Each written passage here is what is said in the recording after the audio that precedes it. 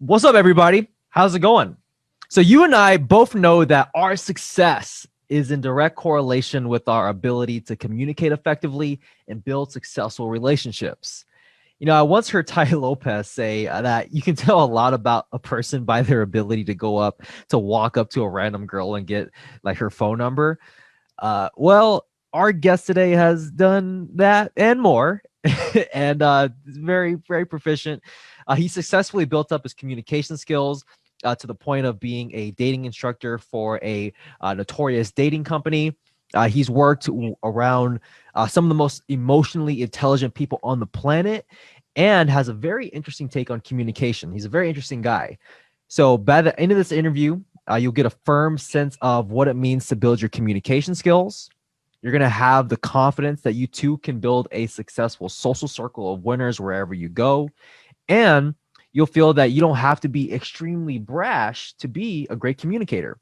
So, Sam, hey, man, I really appreciate you taking the time to be here today. Thank you very much. I'm very humbled by that introduction. That's very nice of you. Thank you. I appreciate it. Yeah, most def, man.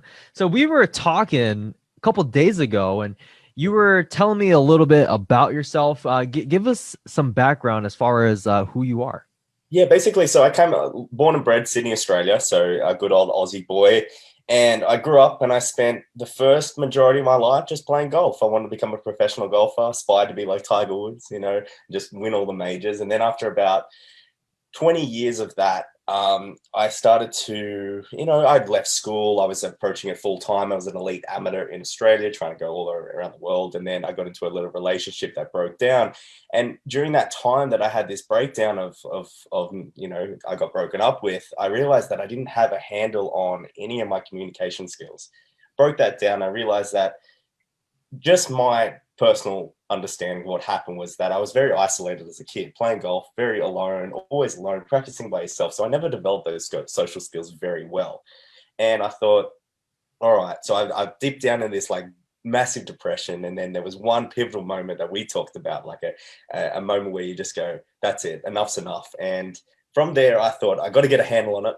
And I did. And I found this company that specialized in teaching just communication skills between people, between businesses, between interdependent relationships between a male and woman, any sort of relationship, any sort of friendship. And I was like, this is what I want to focus my time and energy on. This is amazing. It enabled me to get a grasp on like I can handle my relationships, my dating life. And so from there, I spent all my time, literally 24 hours a day, 7 days a week. I would even go to bed with my phone underneath the pillow, which they tell you not to do, and listen to it because I was like, osmotically, I could get all this information. So I did that for months and months and months, to the point where I then implemented everything they were teaching about, which is the main strategy is to go up, as you said, and talk to strangers. That's all it is. Face that fear that we all have that can be a little intimidating because some people, can do it really well. And you're like, well, how can they can do it? And I can't do it. I get nervous and I get all like, I don't know what to say and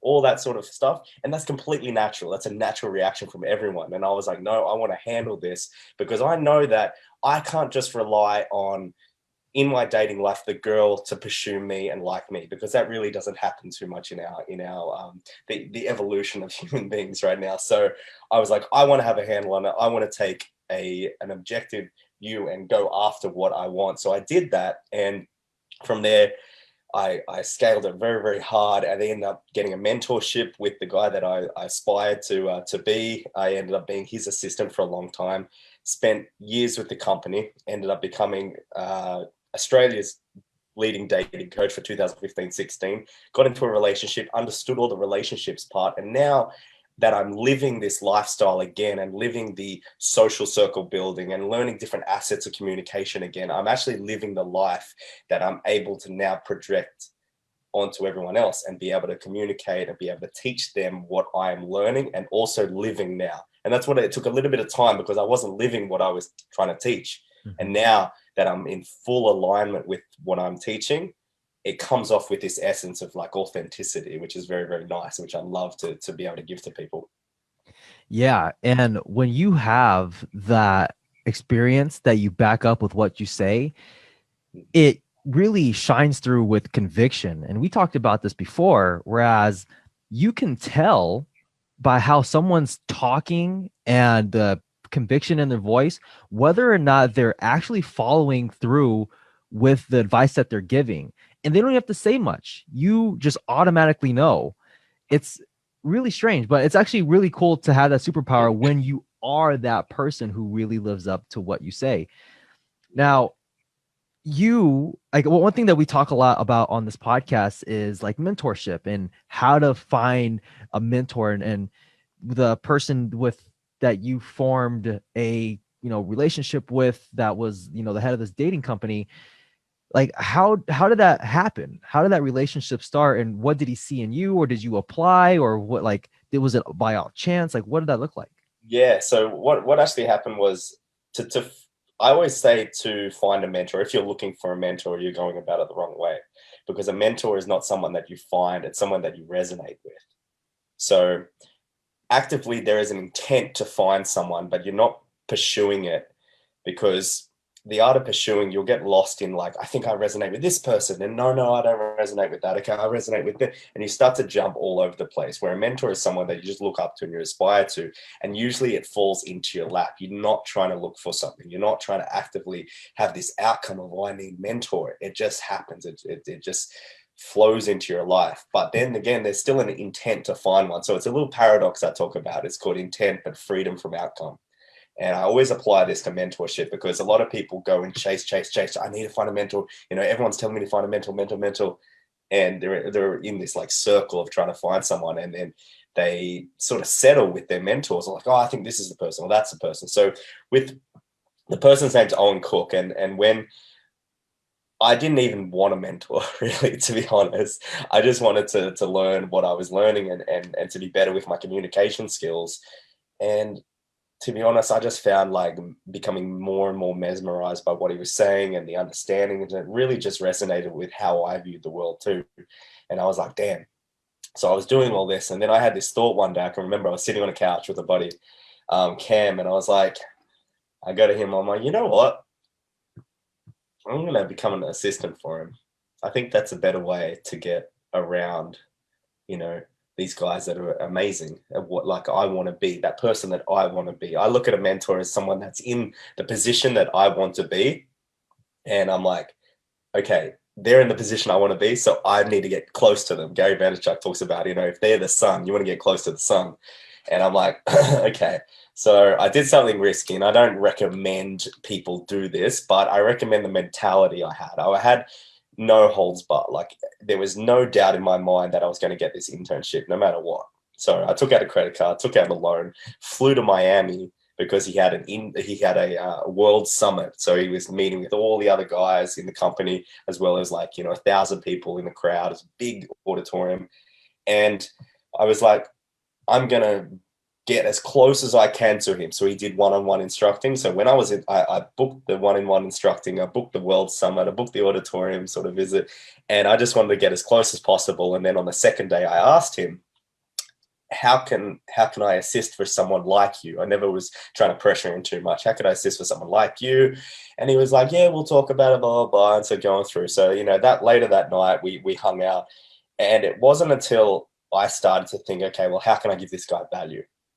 How can I make him see? Because I'm sure he has 1,000 people, or someone that is very high up, high value, has thousands of people messaging them, or over a year, or just lots of people asking them, but never pushing through. So I was like, the best way that I could get on this person's radar, get him out of that brain fog that everyone gets into, so that dull state. It's like, yeah, you could do this. But I was like, whoa, okay, he's serious. Was that I just gave him value. So, I saw a scenario where I was like, he wouldn't expect me to go above and beyond just a normal person. So I did do that. And I ended up, giving him a lot of value in that situation.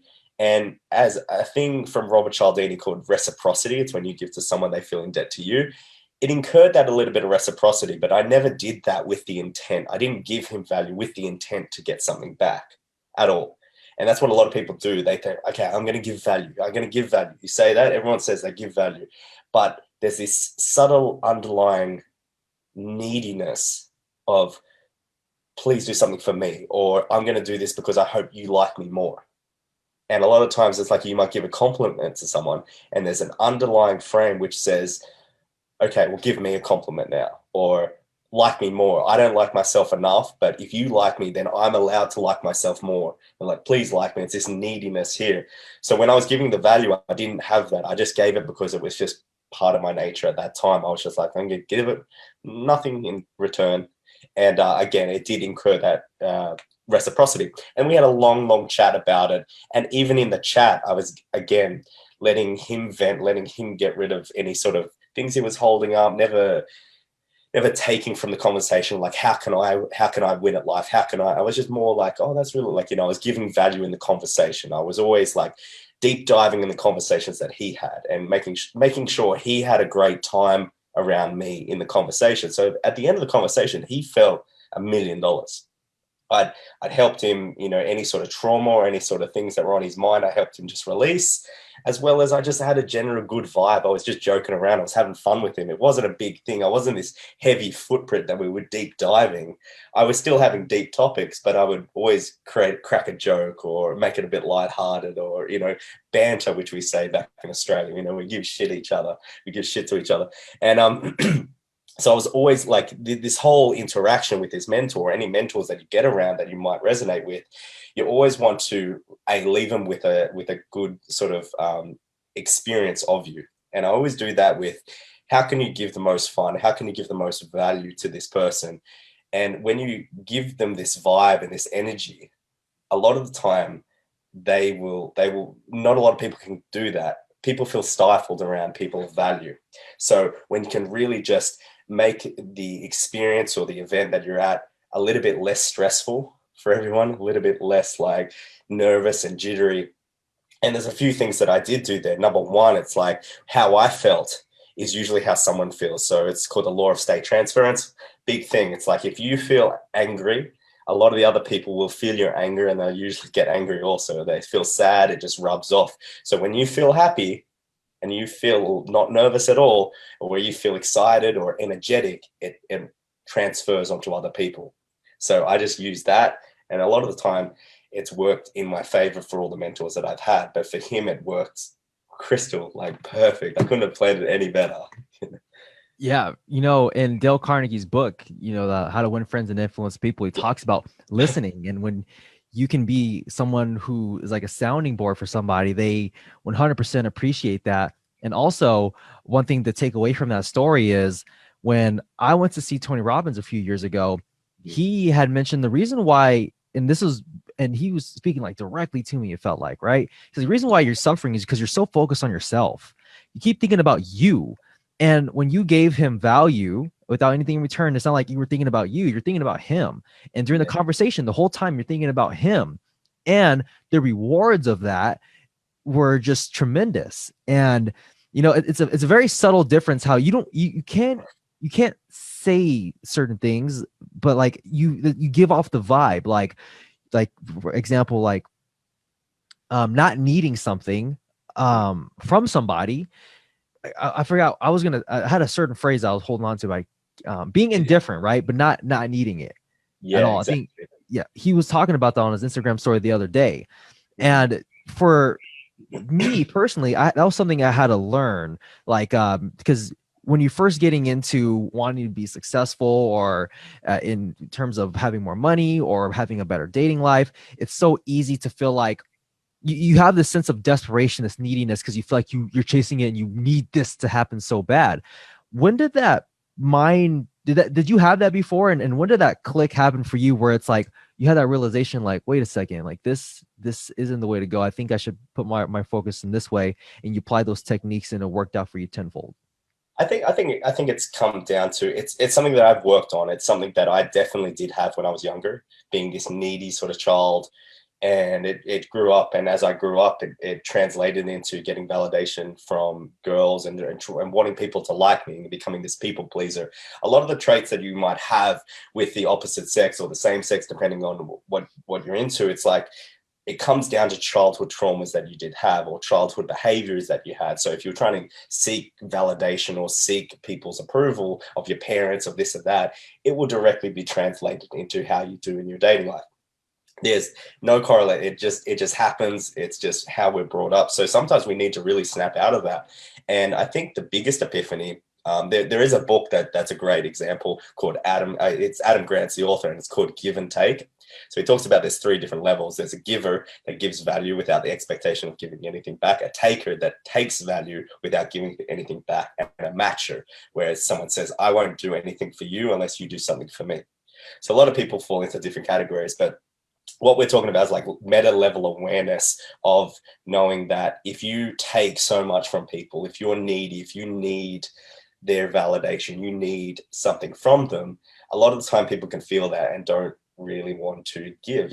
Sure, there's a lot of givers in the world and they give all of their resources and all their time and stuff like that, but after a while, if you are taking or someone feels like you're taking and not giving back to them, it's going to end the relationship pretty quickly. So I talk about there is an emotional bank account between people, within anyone, emotional bank account. So basically what it is that whenever you start a new relationship with anyone, a business relationship, friendship, dating relationship, any relationship, friends or family, like it's everybody. You start with $0 in your bank account, and everything you do, whether you take or you give, adds $1 or takes $1 away. Let's just put it as $1. So you want to build this bank account up. Now, people can drain this bank account very quickly by taking too much and not depositing enough value into it. And a lot of times we think that someone might say, okay, well, I don't know what the right thing to say is. Like, I want to say the right thing to the girl or the guy, or in a business relationship, I don't want to say the wrong thing. And it's coming from that not winning mentality. It's coming from trying not to lose mentality. But the art of trying to impress someone subtly, as I said, underlying is saying, I want them to like me because I don't like myself enough, which is a taker mentality. So there's so many subtle nuances with it in all this about a taking mentality. So number one, it's real funny because you might hear this, or someone might hear this, like, okay, I'm going to give value. And then in a couple of months later, they might get taken advantage of. Someone might just like, oh, this guy gives too much, and take. So there's a subtle, fine line that you have to tread about giving enough and still taking a little bit for yourself. So what a framework that I do is that if I start a new relationship with someone, I'm practical. Let's say after COVID's all done and people start to meet each other again, and you start a new relationship with someone, whether it's friendship, businessship, any sort of relationship, you want to give a little bit at the start, right? To see if it's reciprocated. Now, if it's not reciprocated, you still give a little bit more, but you see if they're putting any investment or time or anything back in. If they're not, cut them straight away, because you know that it's going to be an unfair relationship straight away. Now, if you start to see a relationship where you give a little bit of value, that might be like, hey, bro, or hey, I'm going to go do this thing. You should come with. Right? Invite them to do stuff. You ask them out on a date to go somewhere, or you say, hey, we should get some coffee and discuss a business dealing, right? Well, let's just go grab coffee. And they're like, yep, I'm down for that. And then they come. So you both add $1 to the emotional bank account. You keep adding ones. You'll build that emotional bank account up. And the more times and more experiences you get, say, online between us or one-on-one in dealings, where you see people in sort of a day setting or a night setting, you start to add more reference experiences, more experiences with them, which is also like money into the bank account.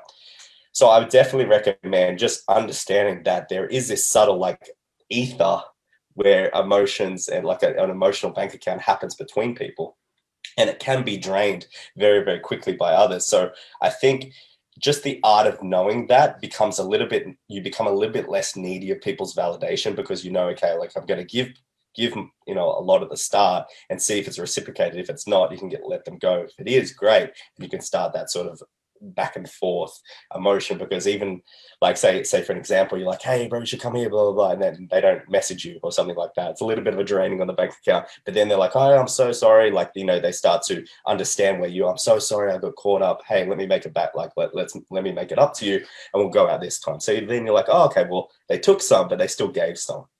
And that's in every dealing that you make, there is this kind of this back and forth seesaw with it. Absolutely, man. I always think of it like I always want to be on the side where, especially like relationships that I am really invested in, I always want to make sure that I always feel that I'm giving more. Not necessarily like I just like not from like an ego standpoint, but more so of like, listen, I truly, if I'm spending a lot of time with somebody, that obviously means I care about them. And I'm going to invest a lot of energy and time into them and making sure that they're successful. Because I know, I do know, but I'm not like doing it because of this. I do know there's going to be a time in the future where they may have some resources or they're going to have some cool things, some cool opportunities. And because of who they are as a person, it just makes sense that the more successful I make them, the more successful they're going to make me.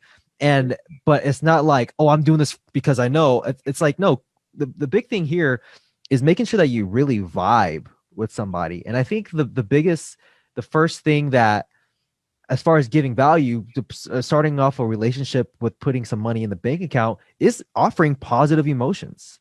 It can True. be cracking a joke, making somebody smile, and it's just like, all right, cool. And that can be just like you start putting it in, and then you don't withdraw right away, right? You're like, just Mm. because it's the beginning of the relationship, and especially if someone that you really connect with, you're like, hey, this is someone I want to keep around. Like, what can I do to make sure that this person's taken care of? And I know that we're gonna go do some really dope stuff together in the future. Yeah, for sure. That like future paving of like, oh, okay, like it might not be right now, but like in the future, a lot of stuff might happen, which is really cool. Which is like that social acuity that you have, and a lot of people could learn for you.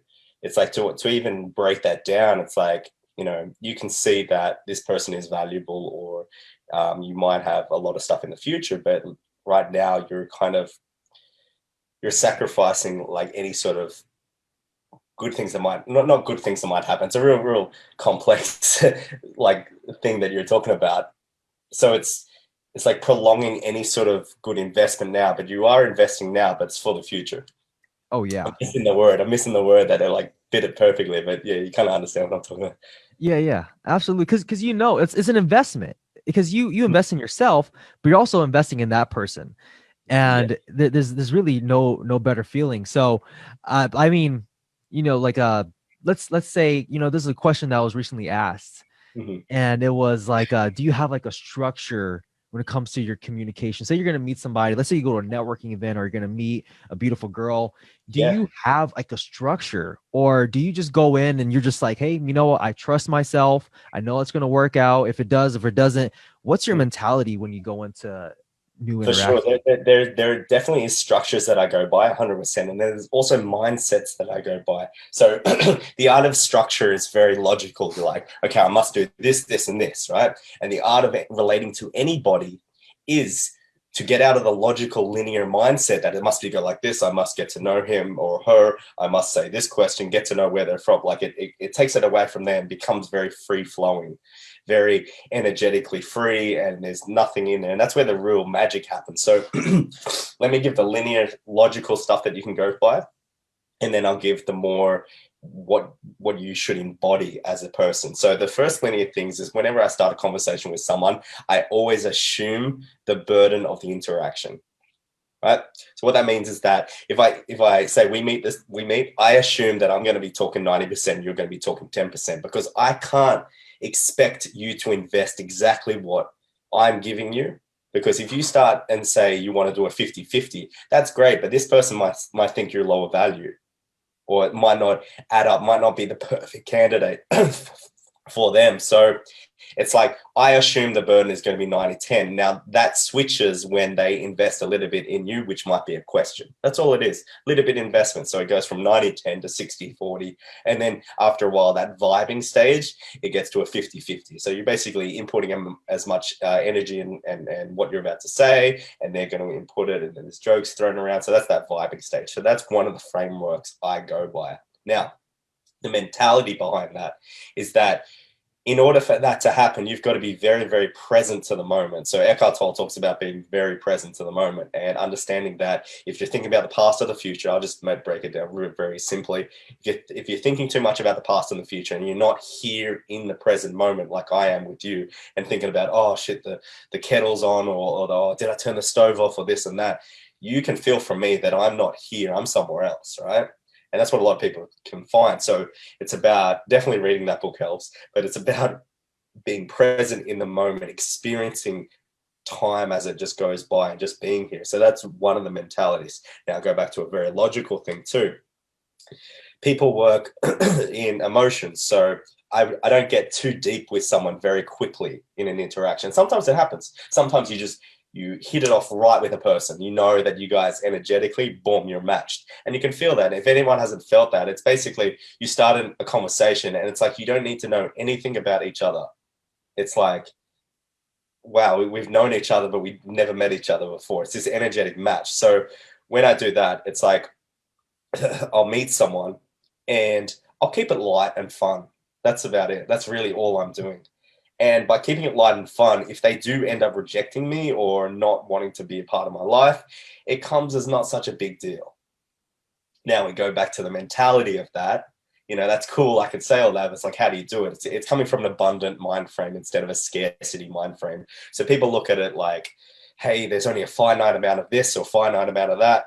Within people, or there's only this amount of pretty girls, or there's, only this amount of people that are doing what this business person does. Like, I need them in my life. And again, as I said, that underlying principle is like, I need something.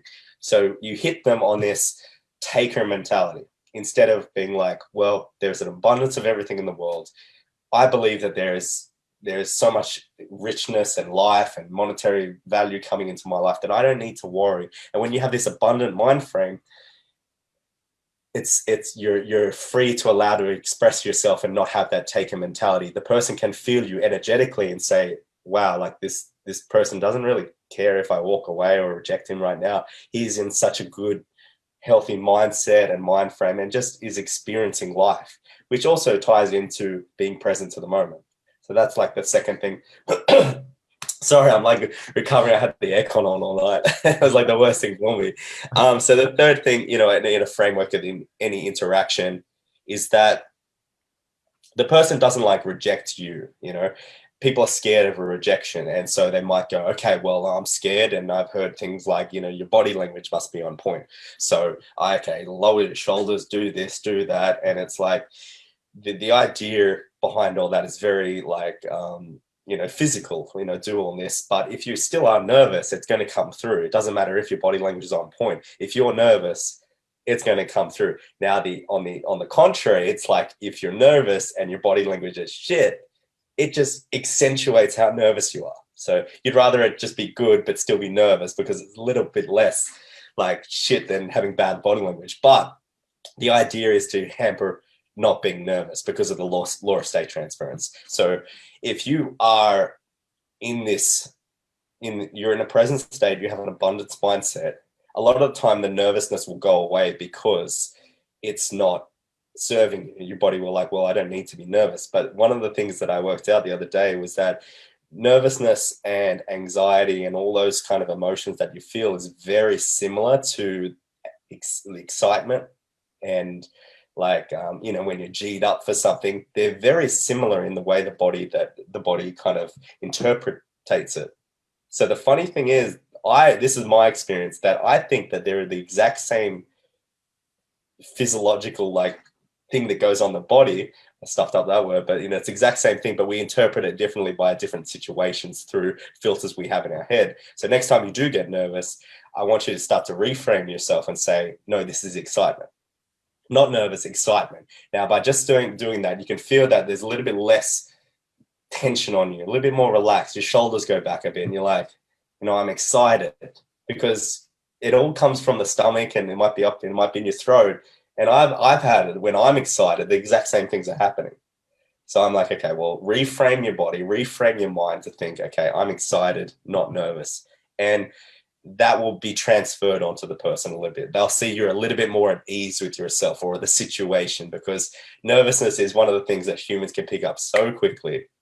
But just learning how to be real until you remember how to be real again is a good Absolutely. And on the topic of rejection, I don't believe that anyone can really reject me. It's if I talk to somebody and the vibe is off, or we don't have anything to talk about and it's awkward, then all it is that I'm just not compatible with that person, and that isn't a direct reflection on me. So taking that experience and being like, you know what, that like that experience isn't a reflection of me. It's just reflection of a situation of someone that I've met that we weren't compatible with. And again, I forgot who was the author of this book, but the charisma myth, they talk about like what makes someone charismatic, which is power, what you do with your body, presence, which is just like, I'm right here, I'm with you, I'm not anywhere else, I'm just listening, going back to what we were talking about earlier, and then warmth. Human beings, we're emotional creatures. Who doesn't want to be around someone who makes them feel good, who provides fun, and someone who just one of my favorite sayings is, I like you because of who I am when I'm with you. And Good. if you Yeah. can be that anchor for somebody and there's that vibe, it's like, then all right, awesome. And you talked about you don't get too deep with people for like starting out. I was like, well, yeah. And the thing is, it's like there's certain stages. Like this clicks, how you talk about this clicks. Like you can feel that. So then sometimes that you can go into your story pretty quickly and get a little deeper with somebody right off the bat. You're like, oh, this person I can just tell is similar to me based on the language that they're using. They're not complaining about life. They're pretty easygoing. They say certain terminology that I understand. And I can tell that they're being honest and authentic. You know what? That now allows me to be honest and authentic. And I think when we can really cut all the small talk out of the way and we can really like dive in deeper, people are like, oh my God, I crave this, Yeah. especially really intelligent people and people that you want to have like those deeper connections because they are deep people because they study and they think about those deeper things. Yeah, you want to have like a big balance between those kind of things. You want to express yourself 100% with anything you do. If you like, there's nothing that you can't make someone else interested in. Let's just say that. So even if they might not be on your vibe, you can definitely make them interested in it by certain subtle communications, by being more charismatic, as you said, within your vocabulary, as well as your body language and how much expression that you show, how much your vocal tonality goes up and down. You can definitely make someone in that. And I've definitely seen it within myself that I could be talking about the most boring topic. I was talking about the most boring topic yesterday with this girl, and I was like about trees and how excited I made that person about trees was the funny part of this whole interaction. We were both so excited about trees, again, because I felt like this is hilarious. I'm fully engaged in this. This is like literally, I couldn't script this any better. And so we knew we could like have this like subtle communication under our communication that we liked. We were just like mucking around. We were just having fun. And so I like how you said that. It's like how you make someone feel. And it's not like we scripted that or we did anything like that, but it was more in that mode, that being that presentness. Things like magical things can happen where you vibrate energetically on the same level. And that's a big thing that a lot of people, we could probably dive a little bit deeper in, is that energetic feeling or that social acuity of understanding people at a different energy. And I would say that when you can see someone is holding 100% good eye contact with you is a great indication when they're smiling, when they're having fun, when they're literally enjoying themselves. So if you don't know how someone enjoys themselves, look at someone enjoying themselves on YouTube. Just type in enjoyable face or happy or joyous, and you can understand that, okay, well, that's what I have to do, because some people don't know how to read these social cues very well at all. So you sometimes almost have to become very logical in how to teach someone those things. So this is what happens when someone looks happy. These are the characteristics. When someone looks a bit uncomfortable, these are the characteristics. So make sure that you're making them feel reassured. And if you're doing something that's making uncomfortable, take a step back and just like, hey, I apologize. And so all these things you got to teach these people. But once they do understand all the whole concepts, it's not that hard really to have a solid communication with a stranger and to enjoy the whole process. As you said, whether they reject you or not is a great thing, because if it was too easy, everyone would do it, and it's just not a challenge for us. But that idea of the unknown is really what I live at, the idea of the unknown and not knowing what's going to happen. And as you said, it's like you never know what they had they might have had. It could be, you know, approaching a girl, approaching a guy. It could be a business deal, and you could approach some dude that's like been on the phone, he's been handed divorce papers, he's got a lawsuit pending, and just doesn't want to talk to you. You don't know, and by the idea of you getting so upset by someone rejecting you is pretty selfish, because number one, you don't know what's happened in their life. If you live that day in their life, you would be like, fuck, I wouldn't want to talk to me either. I've just had a horrendous day. So you don't know. So even though Jocko Wilkins says take 100% of the responsibility for everything in your life, when it comes down to that, take 50% and be like, okay, what are the things that I can improve on? Because you always want to improve on something. But then again, 50% is just out of your control. You have no idea the unknown, and that's the other person. You don't know. So, you know, you should be thankful that it was quick and clear and they didn't want to talk to you, and you can be like, well, you know, they could have dragged me on, they could have, you know, done all sorts of other things, but it's nice that they let me know straight away, and you should be thankful that they were clear in their communication. So Absolutely. again, it's that reframing of the thing, like, oh well, you know, no matter what. And it's crazy, like, you know, there's literally a story from the other day. It's like this other girl I was hanging out with, and completely was off me. And I asked my friend, I was like, why does she hate me so much? She literally hates me, hates my guts, doesn't want to talk to me, talk to her. And I was like, wow, I wonder why she's like so anti-me. I was like, oh, well, because anyways, enjoying my time, enjoyed the rest of the night. And then I get in the elevator like 3 weeks ago in my building, and she's there. Hit her up, start talking to her. And it's a completely different vibe. Start, plan a date, go on a date. And it's like, wow, it's this whole, like, what happened in those 3 weeks? So it's usually very, you know, it's a lot of the time, it's just the environment that they get in. They might be a bit nervous. They might just not like you, this and that, but it's not a thing to say, oh, why me? Why is it always this? Why is it always that? You just keep persisting in these things and understand, okay, what did I maybe do wrong in the situation? Always ask yourself what I can improve on, and then say, well, you know, there's a 50% that I can't control. And so that's a good mentality to have about rejection or any sort of bad emotions you might receive from a rejection. You bring up a fantastic point, man. You know, last year in December, personally had a really traumatic experience, probably one of the most traumatic experiences I've ever had in my life. Wow. And the very next day, I'm working to cope with what just happened.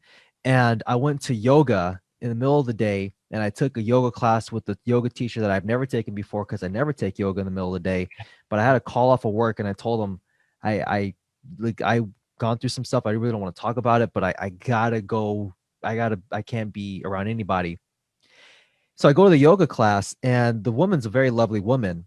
And it's a 12 o'clock in the afternoon class. And then once it's over, we actually get in a conversation, and the whole studio clears out, and then it's just me and her, and we have like a 20-minute, 30-minute conversation.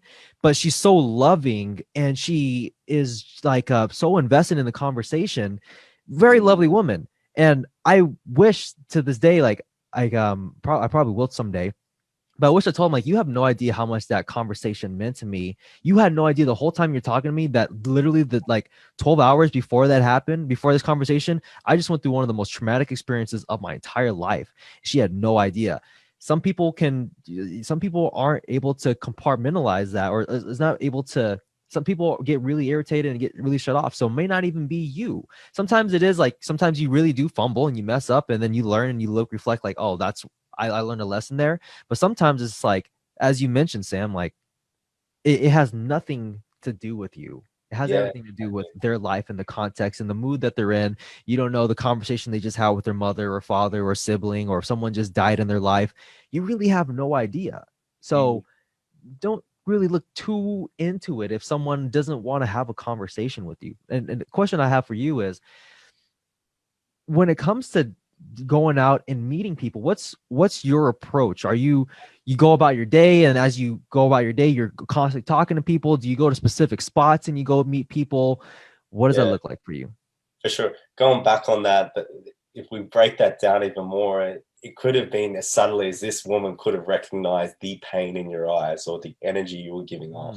It was like, this person needs this. Or could have been the whole destiny of the universe is like saying that you guys need to talk, and you might have said the right things at the right time, but she might have said the right things at the right time, and it clicked. It's crazy to think that you could break it down to that level and people are like, oh, no way. But you never know what factors might have played into her having a conversation with you, which changed, which was one of the good things that you experienced in that day from a previous traumatic experience from the day before, which is crazy. So going back, what are some of the things I do? So I like to get into a flow state of social momentum, which is a really, really good thing. Doesn't mean I always have to. I could be sitting here all day, and I'll explain what social momentum means. But it doesn't mean that I can't go outside and then go start a conversation with someone. It's a very interesting skill to obtain, but it's something that I practice and I strengthen. So going back to it, I really try to get people to do social momentum. So what does that mean? It's like, have you been to the grocery store and you guys got self-serve checkout where you self-serve, you've got your headphones in, you might be, listening to an audiobook or just about your day, not wanting to talk to anyone, very isolated. And then you go and you just go about your day. Well, in that interaction, in that sort of store, I can see that there's 3 to 4 opportunities where I can talk to someone completely. I can not go to the self-serve, go to let's say like an old lady that works at like Judith or Judy or something. She's serving everybody. No offense to that name. It was just, but yeah, you can go talk to her. And I always make little challenges like, okay, see if I can make her laugh, see if I can make her smile, or see if I can make this guy have a better day. And it's not really I'm after the opposite sex or the sex I'm attracted in. I just have fun with everybody. So I might say there might be a very, very gorgeous girl that I like, and she might be picking up an apple or something. I'm like, oh, don't get that one. I tried them yesterday. They're very powdery. I wouldn't be trusting that. So throwing little environmental things. I'd be like, yo, go the pink ladies. They're amazing at the moment. So I'm throwing situational openness and just having fun. And that's throughout my day. So if I talk to someone or I talk to a bunch of people, say if I talk to 20 people in that day, and then I go out and I want to socialize with my friends and I see people in the bar, or I see people or bartenders or anything like that, I've had 20 reference experiences to say that strangers are not terrifying in this environment. One of the worst things that I reckon that happened, and great at the same time, was stranger danger, because now we're the children have grown up with this idea that strangers are scary. And the fact that I can say stranger danger and everyone knows what I'm talking about is the idea that it's been told to us from childhood. Very, very good when you're a young kid. As you get older, you still hold that as you think like strangers, oh no, you don't want to talk to them. But then again, everyone starts out as a stranger. So it's, there's a very, very, paradox there. So I like to talk to people during my day all the time. Just have little conversations here, little conversations here, just to give myself experience and to remember that, hey, people aren't scary. So that's like the number one thing I would do. If you were going into a practical thing, understanding that whenever you approach anybody, could be a business person, could be this, could be any human being that doesn't know you, they're going to be a little intimidated by you. It's just what happens. They're going to be like, well, what the fuck why are they talking to me? So you want to have the social acuity to understand, hey, when you go up to them, well, one of the things I'd be like, hey, sorry to bother you. So sorry to bother you. Because even that, it takes a little while for the human brain to click in out of its brain fog. So it's like, hey, it's like, who the fuck's talking? Sorry to bother you. Even that, it's like, well, then I'm like, oh, I'm so sorry to bother you. I just wanted to say I saw you and I thought you were beautiful. Just want to come up and say hi. Just even something as quick as that. It's a daytime thing that I do because it's a real direct open. It's very direct and it's very like, hey, do you like me? If you like me, great. If not, blah, blah, blah. It's not like a taking thing or please like me. It's just literally like, hey, I just want to talk to you, see if we vibe, and then with the idea of pursuing something in the future. Anything that you do, you should have an intent behind, right? So if you just do things for the sake of doing them, that's great, but you can optimize what you're doing so much better with an intent behind. Again, I talked about at the start of the podcast, you have this intent to do something. So maybe it is you go up to someone and you want to start a business dealing with them, or you want to see if you and this girl or you and this guy, if you're a girl, vibe together and see if you have a great relationship. You never know where that might come from. And you have this intent, but you're free from the outcome. So it's a huge paradox. It's one of the biggest paradoxes in the world. Intent, but free from outcome. So you don't want to have this whole wrapped up image like, okay, I must get this, I must get that, or I want the outcome, I want this outcome, I want to have a girlfriend, I want to have this, I want to have a boyfriend, I want all this, I want. It's the outcome, and you become very outcome dependent. And when you become outcome dependent, you start to elicit lower value traits from people. So a lot of the time, you go to a rock concert or something like that, someone's on the stage, he has the intent to make it a great show. But have you seen when they start to like pull people out of the crowd and they start to like talk to the crowd and start doing random stuff? And it's like they have an intent, but they have this freedom to do whatever they want, whenever they want. And they don't have this ideal it's got to be perfect outcome in mind, because anytime you talk to someone, it's going to be imperfect. It's going to be all over the place. You never know. You have two people, two different vibes. You don't know if you vibe. So I like to embrace the chaos as another one, because anytime you don't know what's going to happen, they might say, fuck off. I don't want to go talk to you. Boom. Like, all right, fine. You already, it's like, you can come back from that if you want to and be like, no, I'm sorry. Well, there's ways to do it. But, in long term, it's like, no, you don't really want to deal with them. So you're like, sorry, but just embracing the chaos, because that person could be the same, and you could approach a different person. They're like, hi, how are you? And you're like, wait, what? Complete contrast to what that last person was. So you don't know what's going to happen. And so I'd urge anyone or any of your listeners to see if they are single, or they're looking for a business partner, they're already in a relationship and they want to make new friends, any sort of relationships that you want in your life, to go out and just talk to 1 to 2 strangers a day, right? Now, it's not that hard to do. It's like, hey, like, I like this. You can do situational openers, which is very easy, like in the environment. But I would say I'd urge people to start getting used to approaching new people, because a lot of the time we're secluded to our friend circle and their friends that they know. It's a very small circle. And it's like, how are you ever going to find, like, if you're trying to find someone that is, perfectly for your mastermind or your business and stuff like that, and you're only dealing with a circle of 25 people, and you're like, well, they're not there, I'm never going to find them. And then you got to wait on people to meet new people, and then them getting to introduction to you. So you're like, we're talking years and years and years to might maybe even find someone. And that's too slow in today's society. So sometimes you've got to go out and say, hey, look, I've got to be the one. I've got to take it on myself to now go out and sort after people that I think connect with me, maybe on a business level, a relationship level, a friendship level. And when you take that, like Jocko Wilkins says, take that responsibility, now it's just all up to you. And you don't have to wait for anyone else, and you don't have to rely on anyone else. So they're kind of the gist that I would go about it, pretty much.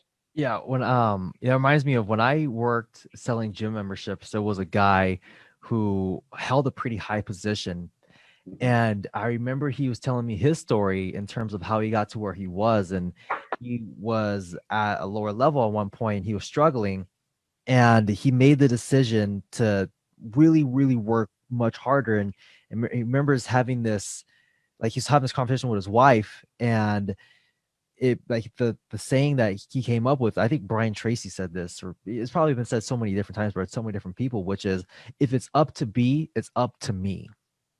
And taking full responsibility, like my network may not be as great as I want it to be. I may not have the mentors I want. I may not be as socially calibrated as I'd like to be, but the only way that's going to change is if I accept that.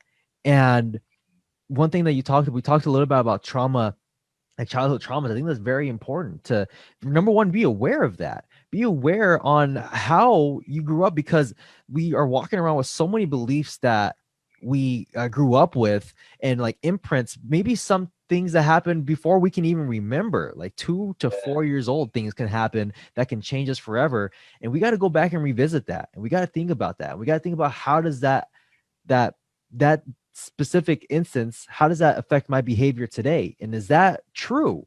Can I test to see if my belief is true or not? Yeah. And the thing about the human brain is it always wants to be right? The confirmation bias. And you have to be aware of that and put that to the side, say, okay, for most of my life, I always searched out evidence to prove that belief to be true. Yeah. And now I'm testing it. And that's going to take some time as well. But Yeah. it's like, what other choice do you have? It's either you continue to stay where you're at, or you can be uncomfortable for a little bit for X amount of time, and it can put you on a completely different, more positive trajectory. And it's going to suck in the short term, but the long-term results you're going to get from that, you would like, you can't put a price on that.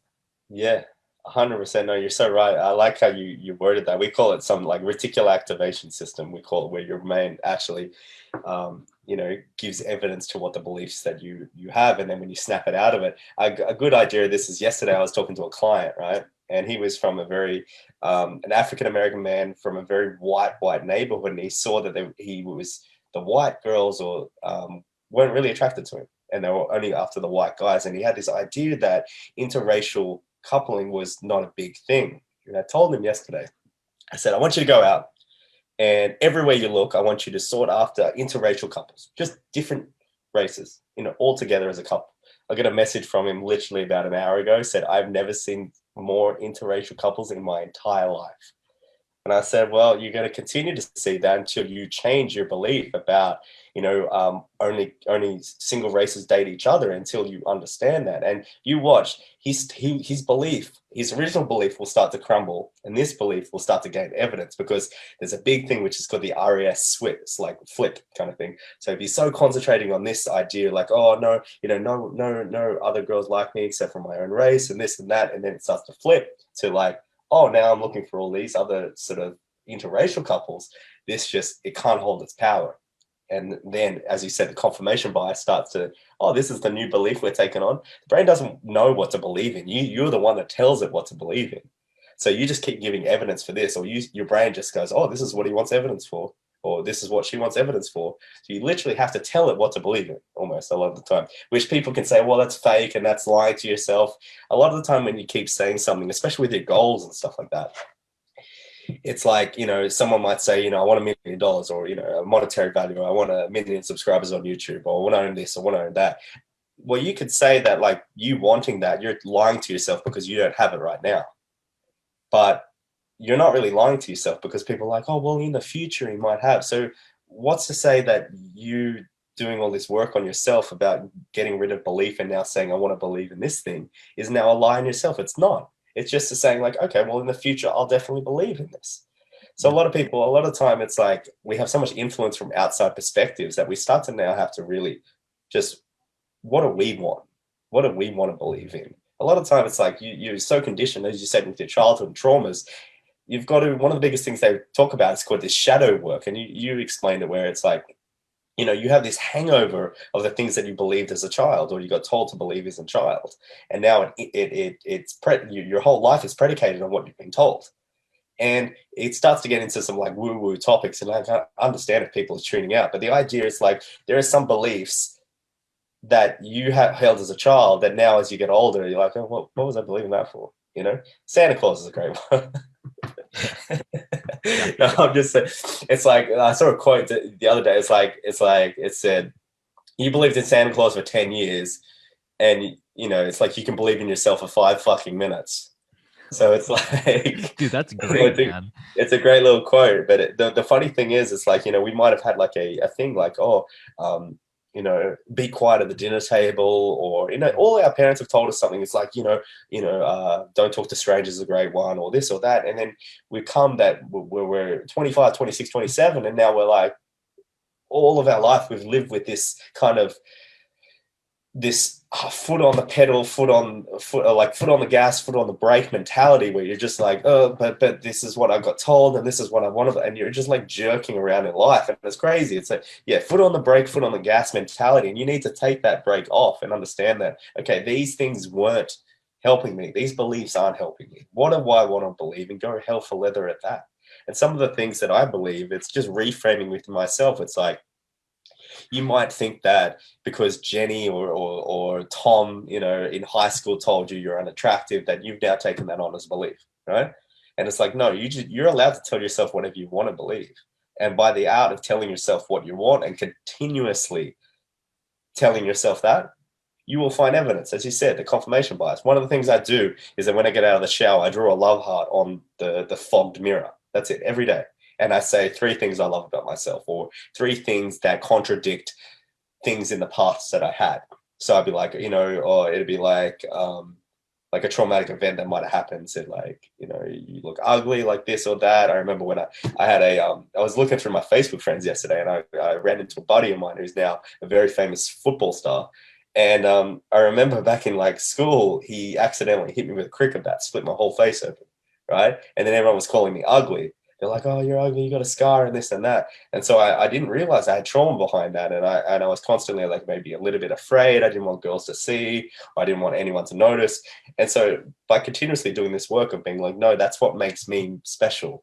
That's what makes me me.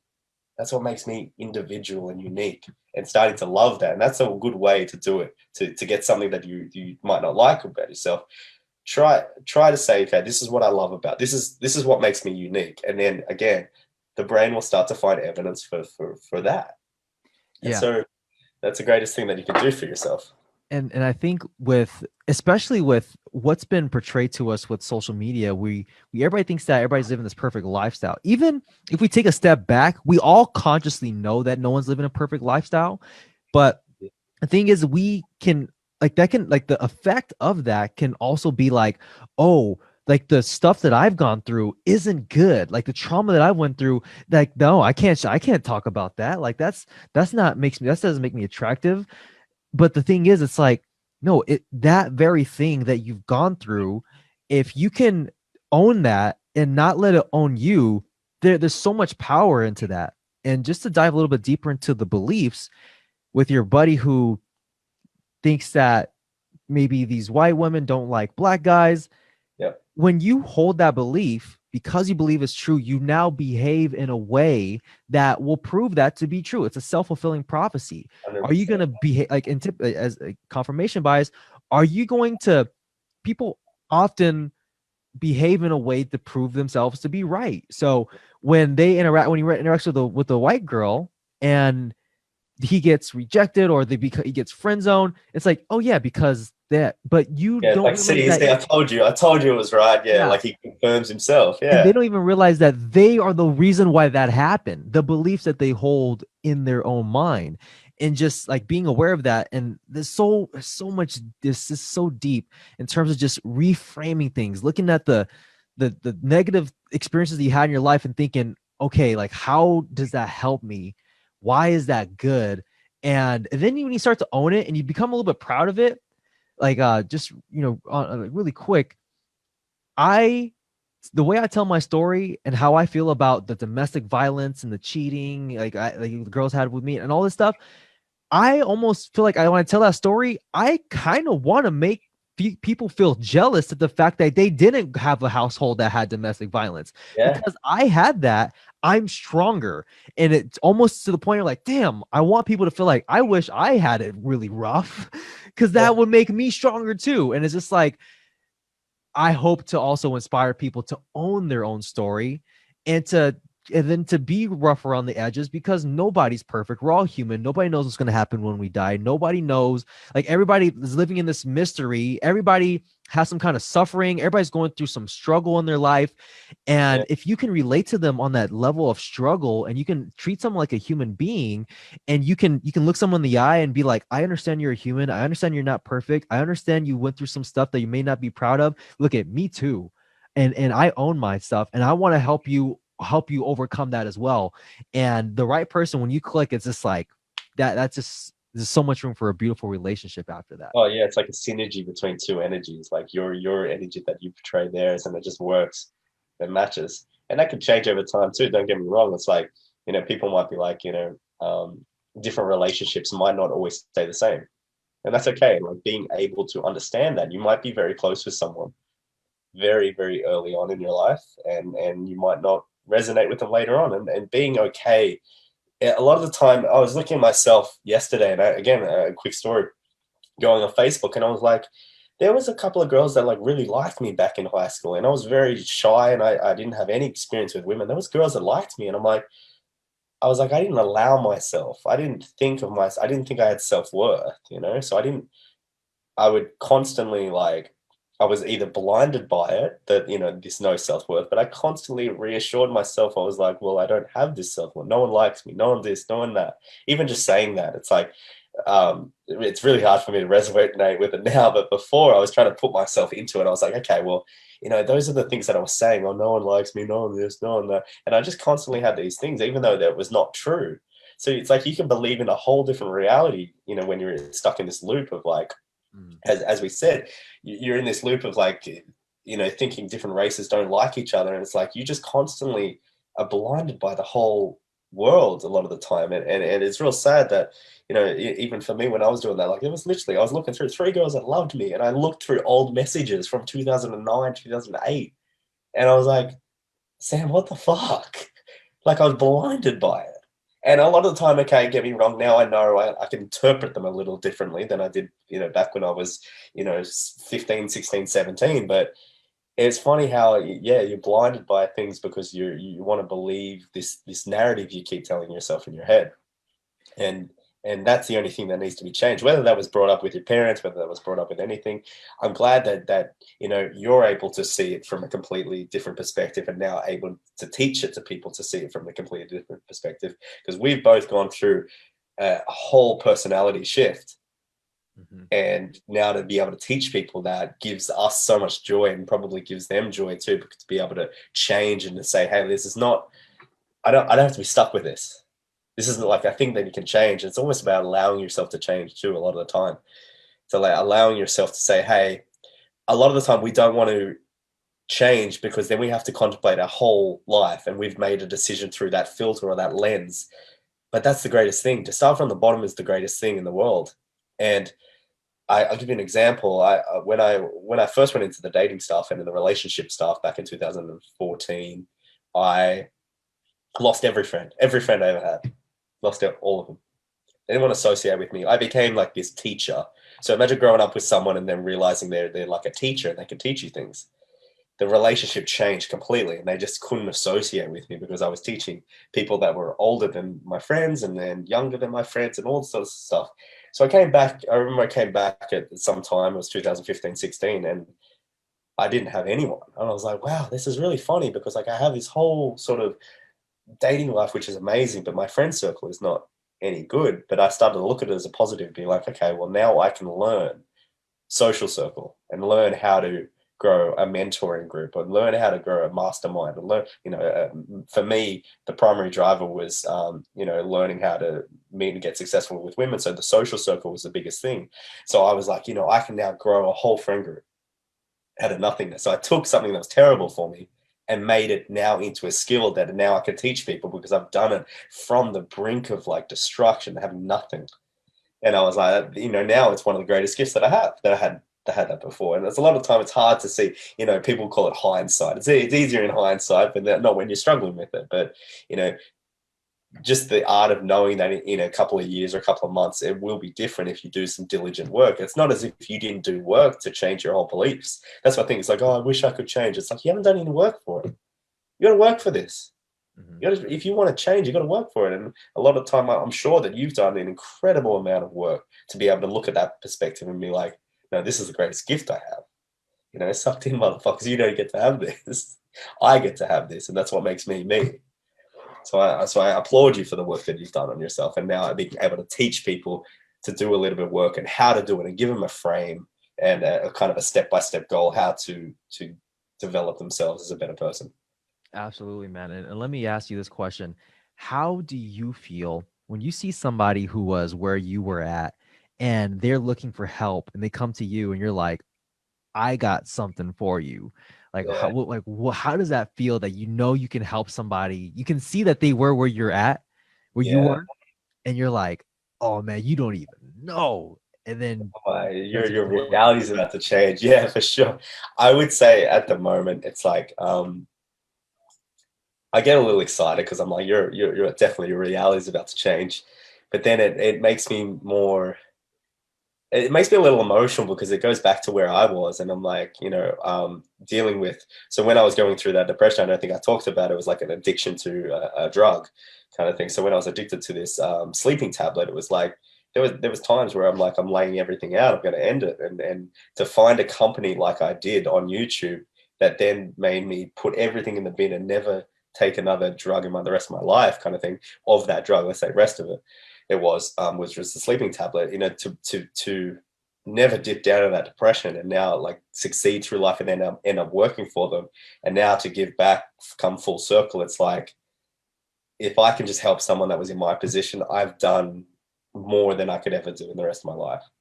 I'm like, because for me, my mentor is now the person that saved me. So it's real hard. As I said, when I saw this mentor, this person saved my life. I wouldn't be here if it wasn't for them. So I feel so in debt to them, probably for the rest of my life.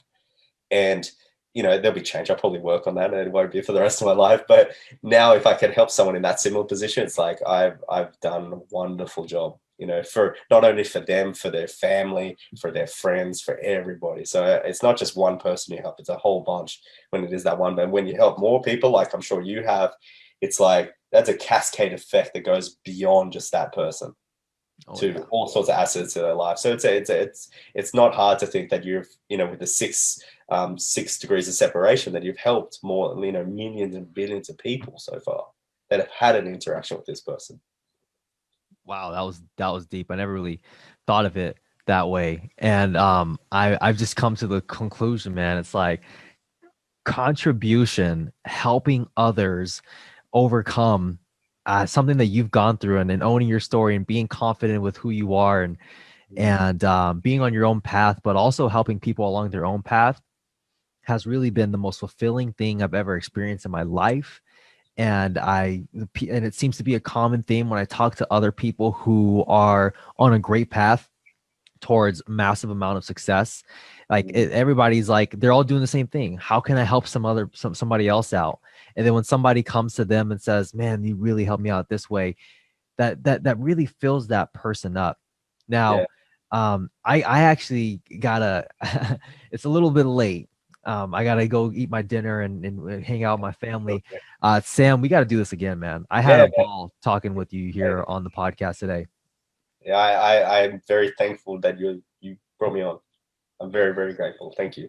So before we adjourn, is there any last things you want to say to my audience, like a message you really hold so true? If there's anything you want them to take home with them, what would that message be? Okay, put me on the spot, but let's see if I can conjure something up in my head real quick. So my message would be, it's like, we live in a very vast, diverse world that's ever changing every day. So the art of communication is something that you're going to use every day, all day, every day. In anything you do, whether that's sitting on a laptop trying to sell e-commerce products to a consumer, whether that's dealing with consulting one-on-one, whether that's doing a podcast like you're doing, whether that's getting your groceries from Judith that I said that you would, now hopefully going to do instead of the self-serve checkout. Everything is, your whole life is predicated on communication. Now you think it would be such a bigger topic, but it's not. But if you can handle and really understand this, you're not only going to be more effective in your business, more effective in your relationships, have more fulfilling relationships, have a more fulfilling business, but you're generally going to live a life because you're now being honest with yourself. You're honest with your communication, not living by the filters of reality or life. And I think if that's anything you can take away, is understanding that there's this whole different side to communication, and understanding that even if you've been living not so much a wrong life, but a life that's been a little bit predicated on other people's opinions of you or your shadows that you've taken from your childhood traumas, that there is ways to change that in today's society. It's not like we're stuck in the dark anymore. You can read books, you can learn from podcasts. There's so many ways to learn. And I think it's a take on the philosophy that you're always a student of life. And if you do take that, and you're never the teacher, I'm never the teacher, I'm just the student that tells all the information that I've been taught. It's like you can change your life. Your life's not stuck. And if I was to ever say that, if Sam that was addicted to drugs, that was in depression, that wanted to like end his life, if I could say that to him and say, look, there is always a way out. You're never stuck there. Life, unfortunately, as I said to you, I said there's only a couple of things that are ever present. We say that you're born, you pay taxes, you die. But you should change another one in there, which is that change happens. Change is always ever changing, and from the day you're born to the day you die. So you're never stuck in that. There's always a way out. There'll always be a change. And as we've seen with the coronavirus this year, no one expected this. But then again, reframing this as the best year that's ever happened. I know that we put memes out and stuff. We make little jokes about it, but that's our way to express to ourselves that the idea of thinking that 2020 was the worst year in the world is utterly incomprehensibly the wrong way to think about things. So, enjoy life, have fun, and you never know where you might end up. Like that's my message, because even though I might be doing this with you, it's like I don't know what's planned for me, and that's the exciting part. And then when you're going into an interaction with someone, when you're really embracing life, the chaos of life and the unexpectedness, going into any interaction with someone is not that scary, because you're like, well, life is a lot more exciting, a lot more of this. If this person wants to come on my ride, amazing. If they don't, well, you never know. They might want to come on 6 months. It might not be the right time. As they said, like, timing's a bitch sometimes, and you just never know when it might, turn up to be the right way, the wrong way. But she's very fair. That's all I can say. She's very fair in what she does. But that would be my message, my friend. Man, thanks for that truth bomb, especially about 2020. Again, it comes down to how you look at it. And it was the best year for me. I'm grateful for it, and it's just the reframing of it. It's like, what are you gonna do with it? Again, we can go so deep into this, man. I can't wait to have you back on, brother. Where can people find more of your content? Absolutely. So go on to YouTube, type in Sam Matheson. So that's my YouTube channel. And then my Instagram is Sam Matheson with the number 2 at the end. So Sam Matheson 2. And just those things, I'll be just dropping content on the regular. Pretty much those 2 platforms. Don't want to diverse it too much like Gary Vaynerchuk talks about. Just keep it very simple. But yeah, just for the meantime. And there'll be a lot more stuff to come, I should imagine. Again, thank you, my man. Appreciate you. Thanks, man. Appreciate it. Thank you for having me on, man. All right, everybody. Take care.